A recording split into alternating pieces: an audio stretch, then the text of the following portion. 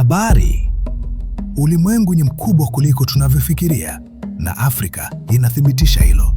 Endelea kutazama kwa sababu sehemu ya kuvutia zaidi bado inakuja. Jisajili na upende, hakika hutajuta. Leo tutazungumza kuhusu jinsi Afrika ilisaidia kuunda dunia ya kisasa kupitia biashara. Historia ya biashara ya Afrika ni ya zamani sana na yenye nguvu kubwa. Barabara za biashara zilizounganisha bara hili na dunia nyingine zilianzishwa miaka elfu kadhaa iliyopita. Wafanyabiashara wa Kiafrika walikuwa wazoefu na wenye ujuzi mkubwa wa kusafirisha bidhaa. Bidhaa hizi zilipelekwa hadi Asia, Ulaya na nchi nyingine za mbali sana. Afrika haikuwa bara lililoachwa nyuma, bali kiongozi katika uchumi wa kimataifa wa kale. Ukweli huu mara nyingi hauelezwi vizuri katika vitabu vya historia vya nchi za Magharibi. Kama bado hujajiunga na familia yetu ya Ufalme Uliopotea, bonyeza kitufe cha kujiandikisha na ubuni video hii. Hebu tuanze safari yetu katika historia hii ya kushangaza na yenye kufundisha mengi. Dhahabu ilikuwa moja ya bidhaa muhimu zaidi zilizouzwa kutoka Afrika hadi ulimwengu mzima.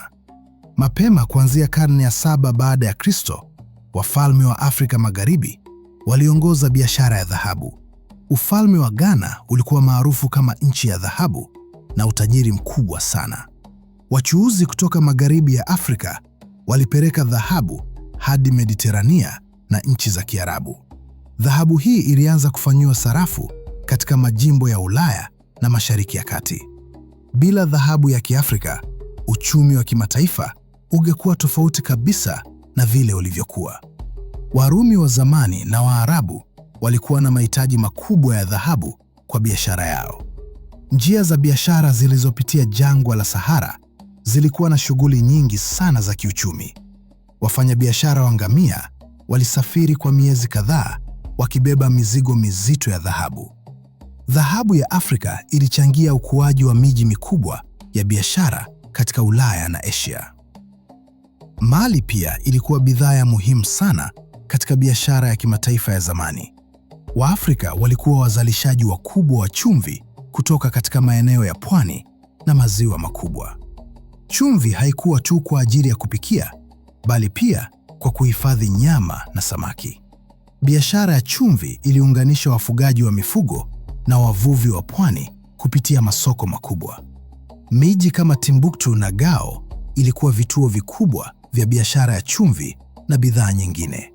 Wafanyabiashara walifika kutoka mbali kutembelea masoko haya na kubadilishana bidhaa tofauti tofauti. Uchumi wa miji hii ulikuwa imara na ulichangia maendeleo ya sanaa na elimu.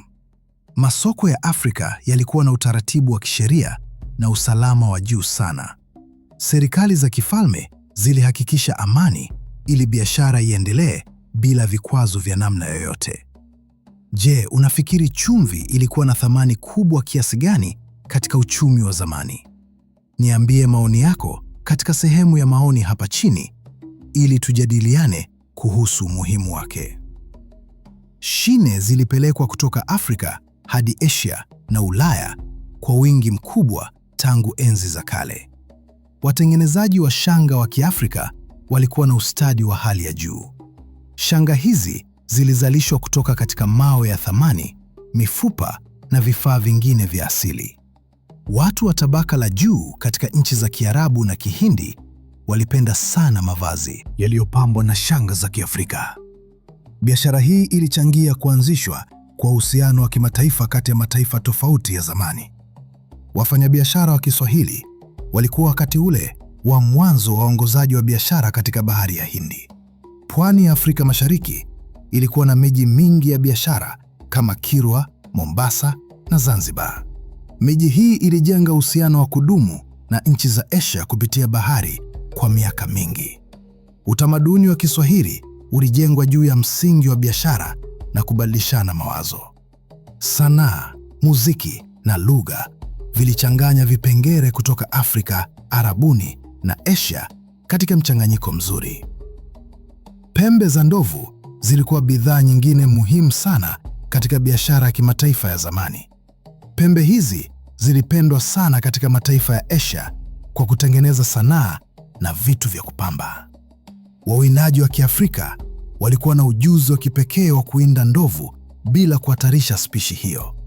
Pembe zilipelekwa kupitia pwani hadi India, China na nchi nyingine za Mashariki ya Mbali. Uchina ilikuwa soko kubwa zaidi la pembe za ndovu kutoka Afrika Mashariki. Wafanyabiashara wa Kichina walifika hadi pwani ya Afrika katika karne ya 13 na 14. Safari hizi za kibaharini ziliimarisha uhusiano wa kiuchumi kati ya bara mbili hizi. Biashara ya pembe ilichangia utajiri wa miji ya pwani na majimbo ya ndani ya Afrika. Serikali za kifalme zilipata ushuru kutoka kwa biashara hii na kuitumia kujenga miundombinu. Kwa kweli, biashara hii ilianza kupungua baadaye tu wakati utamaduni wa kizungu ulipoanza kudhalilisha mazingira. Pamba kutoka Afrika ilikuwa bidhaa muhimu katika biashara na viwanda vya nguo duniani kote. Wakulima wa Kiafrika walilima pamba katika mikoa ya Afrika Magharibi na Mashariki kwa wingi mkubwa. Pamba hii ilipelekwa kwenda Ulaya ambapo ilitumiwa katika viwanda vya nguo wakati wa mapinduzi ya viwanda. Bila pamba kutoka Afrika na Amerika, mapinduzi ya viwanda ya Uingereza yangeweza kuwa tofauti kabisa. Biashara ya pamba iliunganisha wakulima, wachuuzi na watengeneza nguo katika mfumo wa kimataifa. Karne ya 18 na 19 ilikuwa na ongezeko kubwa la biashara hii.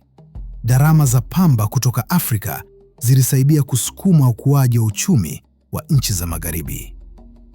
Kama bado hujatuunga mkono, tafadhali bonyeza kitufe cha kujiandikisha na ubuni video hii. Hatua hii inasaidia sana kueneza ujumbe wa historia yetu ya kweli kwa watu wengi zaidi. Tutaendelea kuelezea jinsi biashara hii iliendelea kubadilisha uchumi wa dunia kwa njia tofauti. Nyenzo za madini kutoka Afrika zilikuwa muhimu sana katika ukuaji wa viwanda vya Ulaya. Shaba, chuma na madini mengine yalizalishwa katika maeneo tofauti ya Afrika kwa wingi mkubwa. Watengenezaji wa zana wa Kiafrika walikuwa na ustadi wa hali ya juu wa kuyeyusha na kuunda chuma.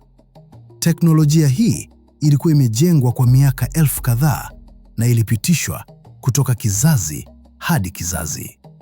Biashara ya madini iliongezeka sana katika kipindi cha ukoloni, ambapo nchi za Magharibi zilihitaji rasilimali nyingi. Madini kutoka Afrika yalichangia ujenzi wa reli, viwanda na silaha katika nchi za Ulaya. Utajiri huu uliibwa kutoka Afrika bila malipo ya haki kwa Waafrika wenyewe. Hii ni sehemu ya historia ambayo mara nyingi inasahaulika au kupunguzwa umuhimu wake. Lakini ukweli ni kwamba uchumi wa kisasa haujaomba kuwa bila rasilimali za Afrika. Mifumo ya biashara ya leo bado inategemea sana madini na maliasili kutoka Afrika. Je, unafikiri biashara hii ilikuwa ya haki au ni aina ya unyonyaji? Andika maoni yako ya kina hapa chini ili tuweze kujadili kwa undani zaidi historia hii.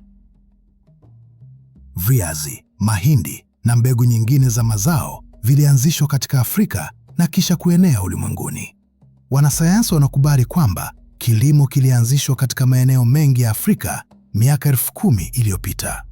Waafrika walipanda aina mbalimbali za mazao na kutengeneza mbinu za kisasa za kilimo. Teknolojia hii ilienea kwa nchi jirani na hatimaye kufikia bara nyingine kupitia wafanyabiashara. Sorghum, wimbi na mtama ni baadhi ya mazao ambayo yalianza Afrika na kuenea ulimwenguni. Biashara ya mbegu ilichangia kutofautisha na kuongeza chakula katika mataifa mengi ya dunia. Afrika pia ilianzisha mbinu za umwagiliaji na uhifadhi wa maji kwa kilimo cha mvua. Michakato hii ilichangia usalama wa chakula na ukuaji wa idadi ya watu katika maeneo mengi. Bila mchango wa Afrika, uchumi wa kilimo wa dunia ungekuwa dhaifu zaidi na wenye changamoto nyingi. Historia hii ni muhimu sana kwa kuelewa asili ya uchumi wa kilimo wa kisasa. Biashara ya watumwa kutoka Afrika ilisababisha mabadiliko makubwa ya kiuchumi katika dunia nzima. Kati ya karne ya 16 na 19, watu milioni 10,000 hadi 15,000 walihamishwa Afrika. Watu hao walipelekwa Amerika na Ulaya kwa nguvu na bila ridhaa yao kamwe. Watumwa hawa walikuwa nguvu kazi iliyojenga plantesheni za sukari, pamba na mahindi katika Amerika. Utajiri uliozalishwa na kazi ya watumwa ulisaidia kujenga uchumi wa nchi za Magharibi. Benki, kampuni za biashara na viwanda vya Ulaya vilijenga mali yao juu ya utumwa. Hii ni sehemu ya historia inayosikitisha na ambayo inabaki kuwa dhambi kubwa dhidi ya binadamu. Afrika ilipoteza uzazi mzima wa watu wazoefu, vijana na watu wenye nguvu. Athari za biashara hii bado zinaonekana katika ukosefu wa maendeleo katika maeneo mengi ya Afrika. Lakini ni muhimu kukumbuka kwamba utumwa haukuwa utamaduni wa Kiafrika, bali uliletwa na wabebaji wa ujangili. Waafrika walipinga utumwa kwa nguvu na walipigana kupata uhuru wao kwa miaka mingi. Shirikiano wa kibiashara kati ya Afrika na nchi za Kiarabu uliendelea kwa karne nyingi. Wafanyabiashara wa Kiarabu walileta dini ya Kiislamu katika maeneo mengi ya Afrika kaskazini na magharibi. Biashara na dini ziliungana kuunda utamaduni mpya wa Kiafrika na Kiarabu katika maeneo haya. Miji kama Timbuktu, Jenne na Gao ilikuwa vituo vikubwa vya elimu ya Kiislamu. Vitabu vielfu viliandikwa na kuhifadhiwa katika maktaba za miji hii kwa miaka mingi. Elimu ya sayansi, hisabati, falaki na dini ilisambaa katika Afrika kupitia vyuo vikuu vya miji hii. Wanafunzi walitoka mbali sana kuja kusoma katika vyuo hivi vya elimu ya hali ya juu. Biashara ilikuwa inayotoa fedha kwa maendeleo ya elimu na sanaa katika miji hii. Ushirikiano huu wa kibiashara uliimarisha Afrika katika mitandao ya kimataifa ya elimu na utamaduni. Historia hii inaonyesha jinsi biashara inaweza kuchangia maendeleo ya kijamii na kielimu. Je, ulishawahi kusikia kuhusu vitabu vya zamani vya Timbuktu au historia ya elimu ya Afrika? Tafadhali shiriki maoni yako hapa chini kuhusu kile unachokijua au unachotaka kujifunza zaidi.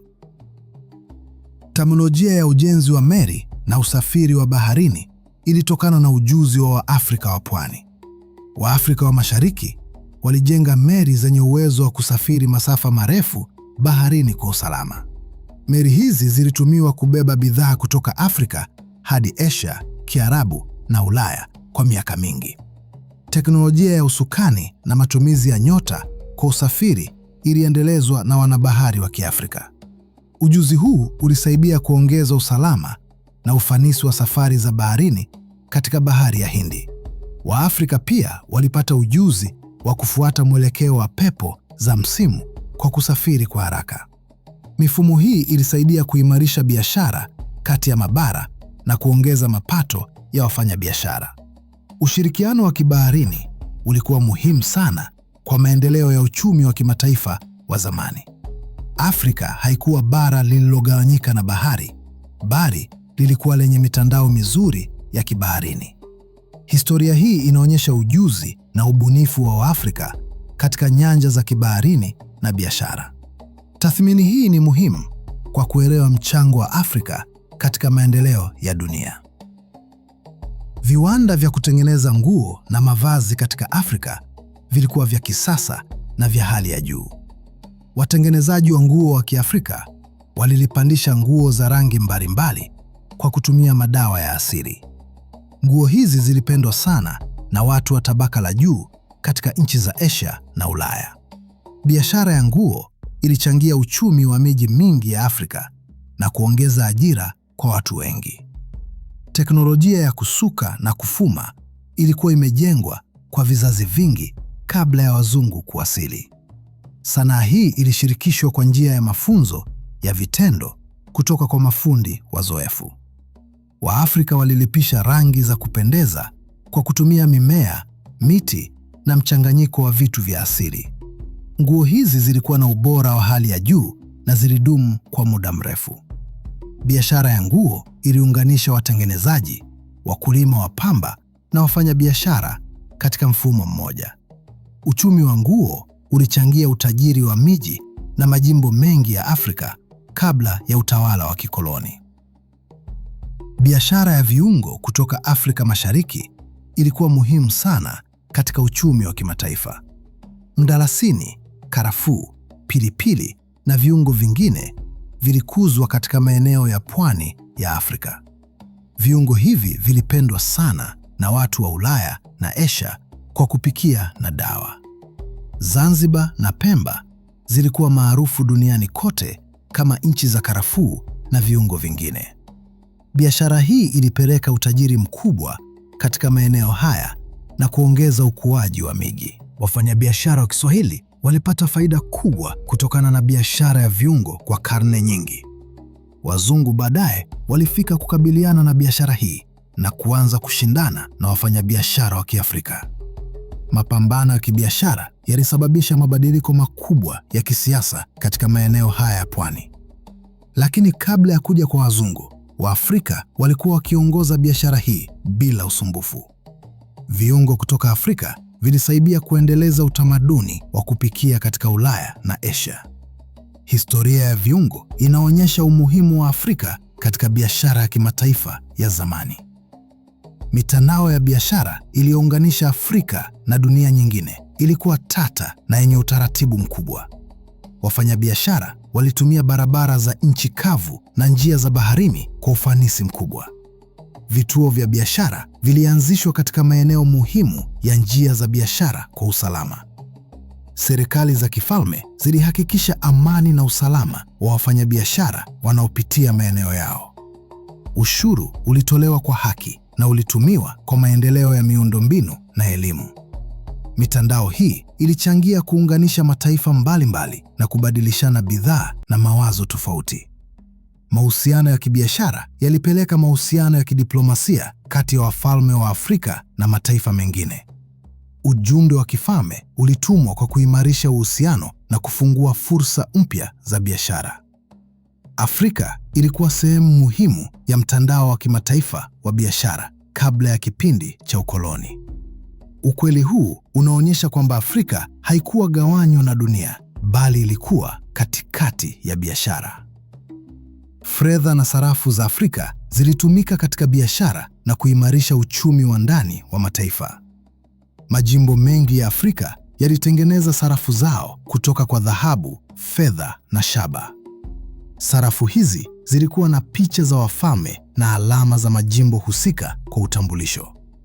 Mfumo wa fedha ulisaidia kurahisisha biashara na kupunguza matatizo ya kubadilishana bidhaa moja kwa nyingine. Afrika ya Kaskazini na Magharibi zilikuwa na mifumo imara ya kifedha kabla ya kipindi cha ukoloni. Benki za kifalme zilihifadhi utajiri wa nchi na kusaidia kuwapa mikopo wafanyabiashara wenye nguvu. Teknolojia ya hesabu na rekodi za kifedha ilianzishwa katika miji mikubwa ya biashara. Mifumo hii ilisaidia kudhibiti gharama za bidhaa na kuhakikisha biashara ya haki. Afrika ilikuwa na uchumi wa kisasa unaofaa na mfumo wa kifedha ulio imara. Historia ya fedha katika Afrika inaonyesha maendeleo ya kiuchumi ambayo mara nyingi hayaelezwi. Sanaa na vitu vya kupamba kutoka Afrika vilipendwa na watu wa tabaka la juu duniani.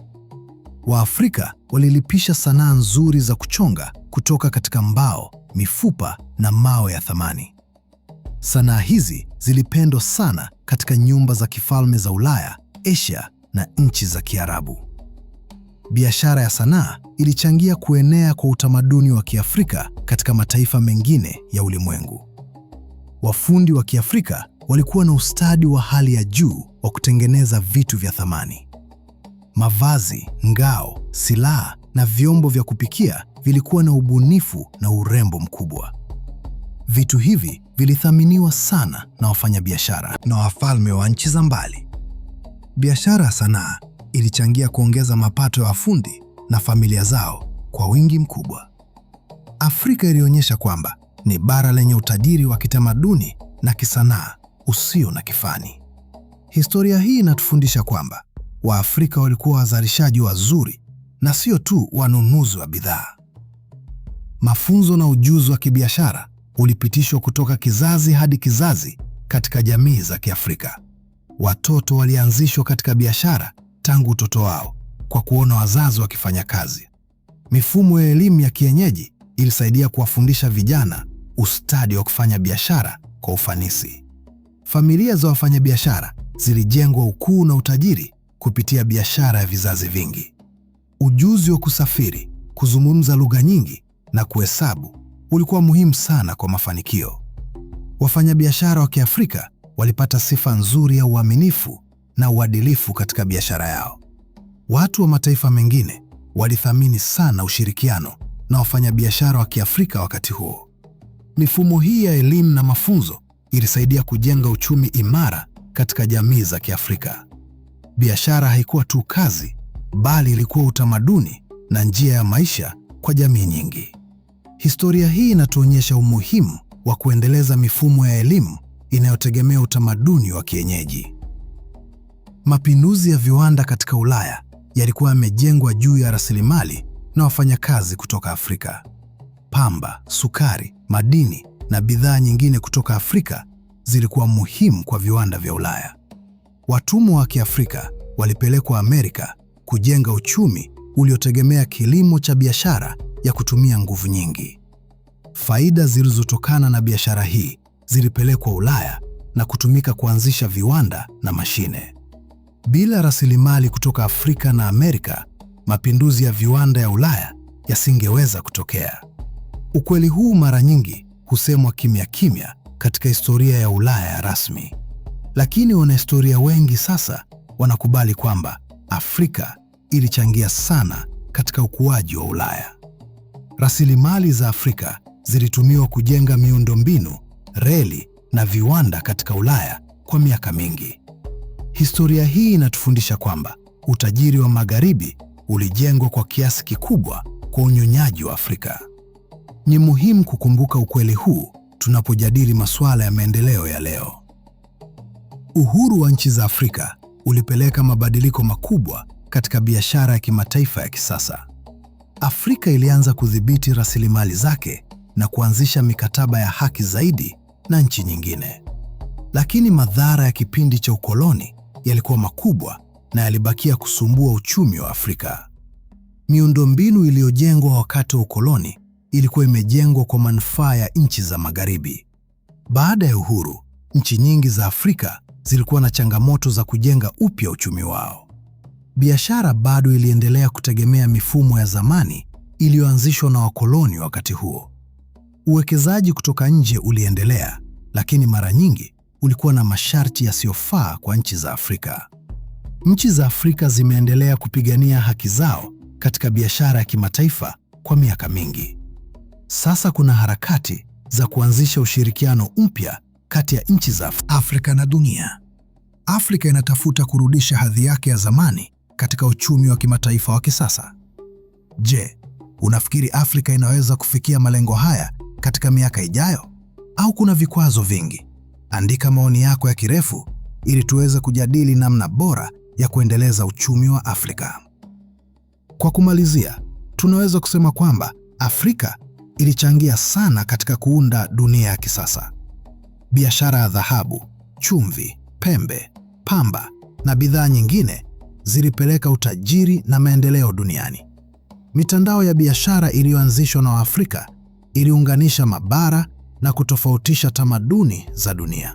Teknolojia, elimu na sanaa kutoka Afrika zilienea kwa mataifa mengine kupitia biashara hii. Utumwa na ukoloni ulisababisha Afrika kupoteza mamia ya miaka ya maendeleo ya kiuchumi.